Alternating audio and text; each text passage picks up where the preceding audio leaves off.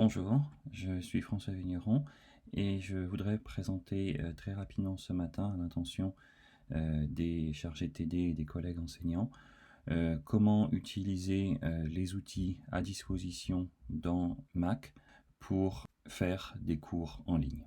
Alors la première, premier réglage qu'on peut faire, c'est d'aller dans accessibilité, dans les préférences système et puis accessibilité. On va dans affichage et au niveau du curseur, on peut grossir le curseur. Donc déjà ça permet d'avoir un curseur qui sera bien visible à l'écran.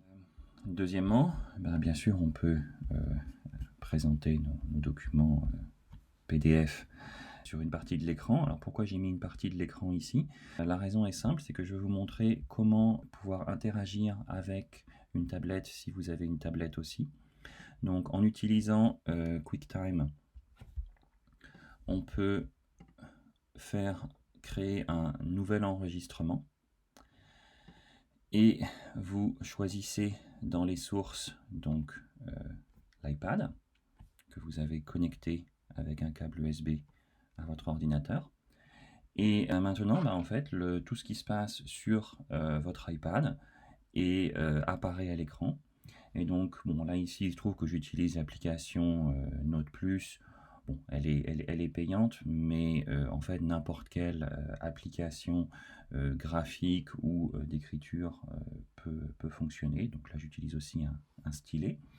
Et donc, je suis en mesure de présenter voilà, un des exercices du TD, prendre le temps d'écrire une formule, voilà, f de x égale, donc la formule qui nous intéresse, sinus xy carré sur y, etc. Je ne vais pas évidemment vous faire un cours dans cette vidéo de démonstration. Ce que j'ai remarqué aussi en utilisant les PDF, donc quand on est dans les PDF, spontanément, le curseur passe avec une barre verticale. Si vous utilisez Acrobat Reader,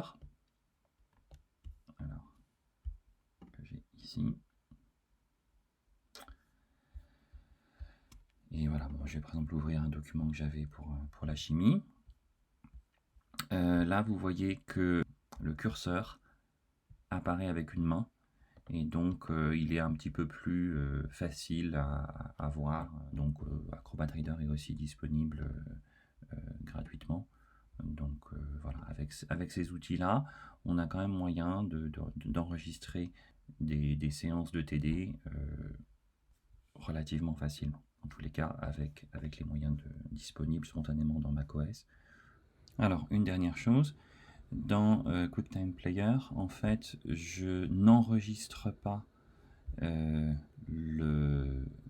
qui se passe sur l'iPad, parce que dans ce cas-là, seule cette petite fenêtre-là serait enregistrée. Donc ce que je fais, c'est que je le laisse en stand-by, prêt à enregistrer, et dans ce cas-là, tout ce qui se passe sur la tablette va effectivement être reporté à l'écran. Et ce que je fais, c'est que je lance un enregistrement d'écran. Donc là, j'en ai déjà un qui est en train de se produire. Donc je vais évidemment pas en relancer un deuxième, mais j'enregistre l'écran et dans ce cas-là, j'enregistre la totalité de l'écran, dont cette application-là, cette fenêtre-là qui reste en stand-by. De cette façon, on n'a globalement qu'un seul fichier à gérer, la capture de l'ensemble de l'écran. Merci.